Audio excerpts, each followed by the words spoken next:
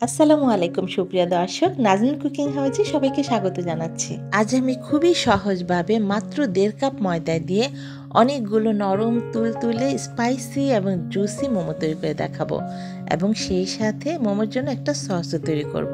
আর এই সসটি দিয়ে মোমোগুলো খেতে এতটাই টেস্টি যে আপনারা আসলে না খেলে বুঝতেই পারবেন না। তাহলে চলুন আর দেরি না করে চটজলদি দেখে নিই রেসিপিটি। প্রথমেই আমি মোমোর জন্য একটা ডো তৈরি করে নেব। সেজন্য এখানে আমি নিয়েছি 1.5 কাপ ময়দা। ময়দার পরিবর্তে এখানে আটাও নেওয়া যাবে, তবে ময়দা দিয়ে তৈরি করলে মোমোগুলো নরম তুলতুলে হবে।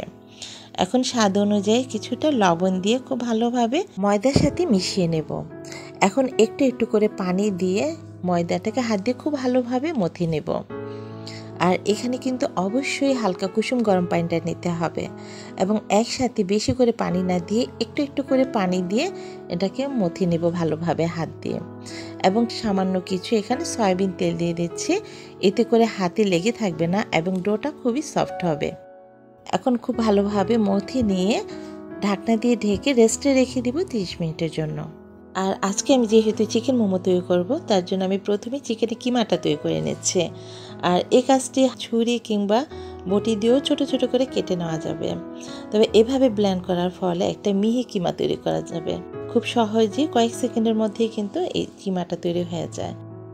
এখন এই কিমাতে আমি দিয়ে দিচ্ছি গাজর কুচি, ছোট ছোট করে কেটে নিয়েছি গাজরটাকে, আর দিচ্ছি কাঁচামরিচ এবং স্প্রিং অনিয়ন মানে পেঁয়াজ পাতাটা দিয়েছি। এখন স্বাদ অনুযায়ী লবণ দিচ্ছি, আর দিচ্ছি এখানে গোলমরিচের গুঁড়া হাফ চা চামচ, 1 টেবিল চামচ দিচ্ছি সয়াবিন তেল, আর দিচ্ছি 1 চা চামচ সয়া সস, আরও দিচ্ছি এখানে হাফ চা চামচ করে রসুন বাটা এবং আদা বাটা। এখানে সব কিছু মশলা পরিমাণ কিন্তু একদম ঠিকভাবে দিতে হবে। যদি বেশি হয়ে যায়, যেমন গোলমরিচ কিংবা আদা রসুন বাটাটা যদি বেশি হয়ে যায়, তাহলে কিন্তু মোমো খেতে ভালো লাগবে না। এখন সব কিছু চিকেনের সাথে খুব ভালোভাবে মিশিয়ে নিয়ে একপাশে রেখে দেবো।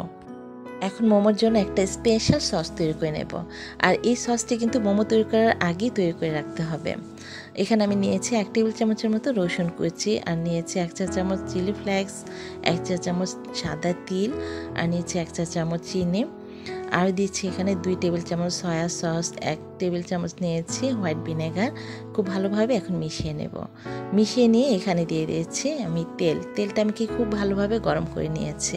আর এখানে আমি 1 চা চামচ নিয়েছি সয়াবিন তেল, 1 চা চামচ নিয়েছি সরিষার তেল। আর এই সসটি ঘরে বেশি করে তৈরি করে নর্মাল ফ্রিজে রেখে বেশ কিছুদিন পর্যন্ত খেতে পারবেন, কোনো রকম নষ্ট হবে না। আর নুডলস কিংবা পাস্তা দিয়ে এই সসটি খেতে কিন্তু খুবই ভালো লাগে। আর 30 মিনিট রেস্টে রাখার পর ডোটা দেখুন কতটা সফট হয়ে গেছে। মোমোর জন্য ঠিক এমনই একটা পারফেক্ট ডো তৈরি করে নিতে হবে, তাহলেই মোমোগুলো হবে নরম তুলতুলে। এখন এই ডোটাকে আমি হাত দিয়ে একটু ভালোভাবে মথিয়ে নিয়ে একটি ছুরি দিয়ে 2 টুকরা করে নেব। 1 টুকরা রেখে দিয়ে ঢাকনা দিয়ে ঢেকে আরেক টুকরা দিয়ে আমি বড় সাইজের একটা পাতলা একটা রুটি বেলে নেব। তারপর একটি কুকি কাটার দিয়ে ঠিক এমন শেপের আমি ছোট ছোট করে অনেকগুলা কেটে নেব। আর এভাবে কুকি কাটার দিয়ে কেটে নেওয়ার ফলে সবগুলোর সাইজ কিন্তু একই সাইজের হবে এবং অল্প সময়ে অনেকগুলো তৈরি করা যাবে মোমো। আর এক্সট্রা যে কাই আছে এটা দিয়েও কিন্তু একটা বড় রুটি বেলে ঠিক একইভাবে আমি আরও অনেকগুলো মোমো তৈরি করে নিতে পারবো। এখন একটু একটু করে আমি মোমো তৈরি করে নিচ্ছি। আমি খুবই সহজ একটি মোমো ডিজাইন তৈরি করে দেখাবো, আশা করছি এটি সবাই পারবে। প্রথমে চিকেনের পুরটা মাছ বরাবর দিয়ে দেব, তারপর দেখুন আমি কিভাবে তৈরি করে নিচ্ছি, আপনারা একটু লক্ষ্য করলেই বুঝতে পারবেন। আসলে মোমোর বিভিন্ন শেপের এবং বিভিন্ন ডিজাইনের হয়ে থাকে, তবে আমার কাছে মনে হয় এই ডিজাইনটি খুবই সহজ এবং দেখতেও ভালো লাগে। ঠিক একইভাবে বাকি মোমোগুলো আমি তৈরি করে নেব। আর 1.5 কাপ ময়দা দিয়ে আমি ছোট ছোট করে টোটাল 25টার মতো মোমো তৈরি করেছি। আজকে আমি অর্ধেক তৈরি করব, আর বাকি মোমোগুলো আমি একটা এয়ারটাইট বক্সে রেখে ডিপ ফ্রিজে রেখে দেব। আর আজকের মোমোগুলো আমি স্টিম দিয়ে তৈরি করব, তার জন্য এমন একটি স্ট্যানারি নিয়ে আমি এগুলো স্টিম দিব। তার আগে এখানে কিছুটা অয়েল ব্রাশ করে নিচ্ছে, আর অয়েল ব্রাশ করার ফলে মোমোগুলো খুব সহজেই উঠে আসবে। আর খেয়াল রাখতে হবে মোমোগুলো যেন একটার সাথে আরেকটা লেগে না যায়, একটা থেকে আরেকটা দূরে দূরে রাখতে হবে। আর মোমোগুলো স্টিম দেওয়ার জন্য আমি আগে থেকে একটা হাঁড়িতে পানি ভালোভাবে গরম করে নিয়েছি। এখন চুলার আঁচটা হাইতে রেখে ঢাকনা দিয়ে ঢেকে মোমোগুলোকে স্টিম দিব 5 মিনিট পর্যন্ত। আর 5 মিনিট পর দেখুন মোমোগুলো কিন্তু খুব ভালোভাবে হয়ে গেছে, দেখে বুঝতেই পারছেন। আসলে 2 থেকে 3 মিনিটের মধ্যেই কিন্তু মোমোগুলো হয়ে গেছে। আর আমার মোমোগুলো কিন্তু খুব একটা বেশি বড় না, ছোট ছোট মোমো, তাই সময়টা কিন্তু খুব একটা বেশি লাগে না। এখন গরম গরম পরিবেশন করব আমার তৈরি স্পেশাল সস ও স্প্রিং অনিয়ন দিয়ে।